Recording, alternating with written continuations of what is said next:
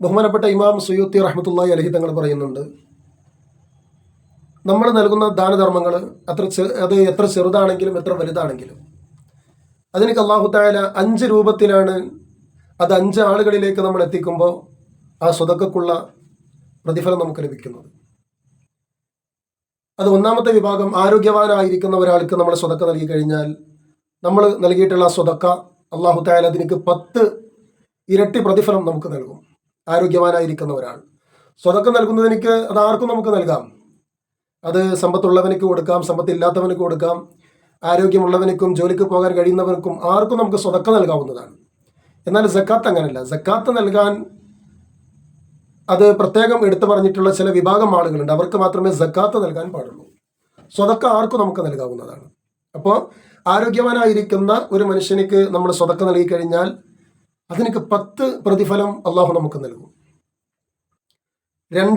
രണ്ടാമത്തെ ഒരു വിഭാഗം ആരാണ്? കണ്ണിന് കാഴ്ചയില്ലാത്ത ഒരാൾ, അതുപോലെ തന്നെ എന്തെങ്കിലും വലിയ പ്രയാസത്തിലോ കടത്തിൻ്റെ കെണിയിലോ അതേപോലെ തന്നെ മറ്റെന്തെങ്കിലും രോഗങ്ങളെ കൊണ്ട് ബുദ്ധിമുട്ടാകുന്ന വ്യക്തി, അങ്ങനത്തെ ഒരാൾക്ക് നമ്മൾ സ്വതക്ക നൽകി കഴിഞ്ഞാൽ നമുക്ക് അള്ളാഹു നൽകുന്നത് 90 ഇരട്ടി പ്രതിഫലമാണ്. 90 പ്രതിഫലം നമുക്ക് ലഭിക്കും. എന്നാൽ മൂന്നാമത്തെ ഒരു വിഭാഗം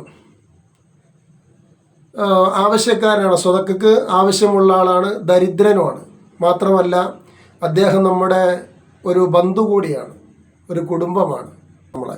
എന്നാൽ അദ്ദേഹത്തിനൊക്കെ നമ്മൾ സ്വതക്ക നൽകി കഴിഞ്ഞാൽ അള്ളാഹു നമുക്ക് നൽകുന്നത്, ആ നൽകിയിരിക്കുന്ന സ്വതക്ക കാരണമായി അള്ളാഹു നമുക്ക് നൽകുന്നത് 900 ഇരട്ടി പ്രതിഫലമാണ്. 900 ഇരട്ടി പ്രതിഫലം നമുക്ക് ലഭിക്കും. എന്നാൽ നാലാമത്തെ ഒരു വിഭാഗം നമ്മുടെ പ്രിയപ്പെട്ട മാതാപിതാക്കൾ. നമ്മുടെ മാതാപിതാക്കൾക്ക് നമ്മൾ സ്വതക്ക നൽകി കഴിഞ്ഞാൽ, സ്വതക്ക നൽകിയാൽ അള്ളാഹു നമുക്ക് നൽകുന്നത് 1,00,000 പ്രതിഫലമാണ് നമുക്ക് നൽകുന്നത്. അപ്പോൾ നമ്മൾ ആലോചിക്കും, മാതാപിതാക്കൾക്ക് നമ്മൾ സ്വതക്ക നൽകേണ്ടതുണ്ടോ?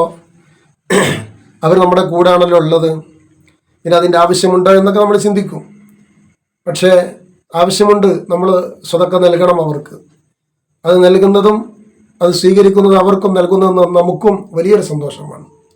അവർ നമ്മുടെ കൂടെ ഉള്ളത്, അവരുടെ കാര്യങ്ങളൊക്കെ നമ്മളെ നോക്കുന്നത്, അവർ എല്ലാ കാര്യങ്ങളും നമ്മളെടുത്താണ്.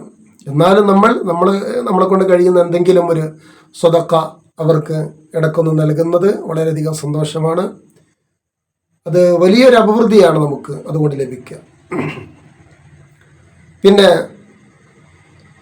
അഞ്ചാമത്തെ വിഭാഗം ആരാണ്? ദരിദ്രരായിരിക്കുന്ന ആലിം, ഒരു പണ്ഡിതൻ. ഒരു ആലിമിനിക്ക് നൽകുന്ന ദാനം സ്വതക്ക, അതിനൊക്കെ അള്ളാഹു നൽകുന്നു 9,00,000 ഇരട്ടി പ്രതിഫലമാണ് അള്ളാഹു നൽകുന്നത് ഒരു ആലിമിനിക്ക് നൽകുമ്പോൾ. അപ്പം 5 വിഭാഗം പറഞ്ഞത്, ഒന്ന് 10 പ്രതിഫലം നമുക്ക് ലഭിക്കുന്ന ഒരു വിഭാഗത്തെ നമ്മൾ പറഞ്ഞു ആദ്യം. രണ്ടാമത്തെ വിഭാഗം പറഞ്ഞത് 90 ഇരട്ടി പ്രതിഫലം ലഭിക്കുന്നത്. മൂന്നാമത്തത് പറഞ്ഞത് നമ്മൾ കൊടുക്കുന്ന സ്വതക്കക്ക് 900 ഇരട്ടി പ്രതിഫലം നമുക്ക് ലഭിക്കുന്നത്. നാലാമത് പറഞ്ഞു മാതാപിതാക്കൾക്ക് നൽകുന്ന സ്വതക്കക്ക് 1,00,000 ഇരട്ടി പ്രതിഫലം അള്ളാഹു നമുക്ക് നൽകുമെന്ന്. അഞ്ചാമത്തെ വിഭാഗമാണ് ഒരു ആലിമായിരിക്കുന്ന ഒരു മനുഷ്യനിക്ക് നമ്മൾ നൽകുന്ന സ്വതക്കക്ക് അള്ളാഹു നമുക്ക് നൽകുന്ന പ്രതിഫലം 9,00,000 പ്രതിഫലമാണ്. ഇത്രയും വലിയ പുണ്യമാണ് സ്വതക്ക നൽകി കഴിഞ്ഞാൽ അള്ളാഹു നമുക്ക് നൽകുന്നത്. അത് വിവിധ ആളുകളിലേക്ക് എത്തുമ്പോൾ അതിൻ്റെ പ്രതിഫലം ഇരട്ടിയായി വർദ്ധിച്ചു കൊണ്ടിരിക്കുകയാണ്.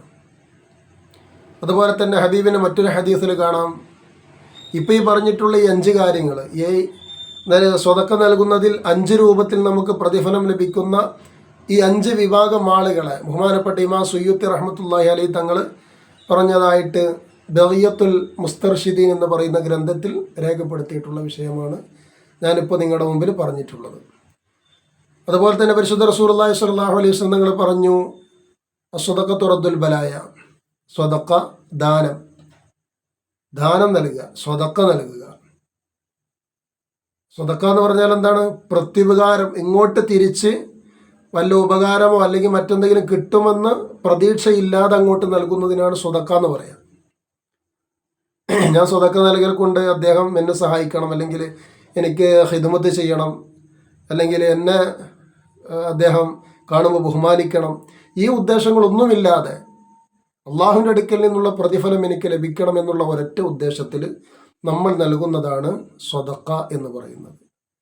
ഈ സ്വതക്ക നൽകിക്കഴിഞ്ഞാൽ, ഇങ്ങനെയുള്ള സ്വതക്ക നൽകിക്കഴിഞ്ഞാൽ അള്ളാഹു നമുക്ക് നൽകുന്നത് അസ്വതക്കത്ത് റദ്ദുൽ ബലായ, ആപത്തുകളിൽ നിന്ന്, വലിയ വലിയ പ്രയാസങ്ങളിൽ നിന്ന്, ചെറിയ പ്രയാസങ്ങളിൽ നിന്നൊക്കെ അള്ളാഹു നമ്മളെ രക്ഷപ്പെടുത്തുമെന്ന് സയ്യിദുനാ മുഹമ്മദ് റസൂലുള്ളാഹി സ്വല്ലല്ലാഹു അലൈഹി വസല്ലം തങ്ങൾ പറയുന്നുണ്ട്.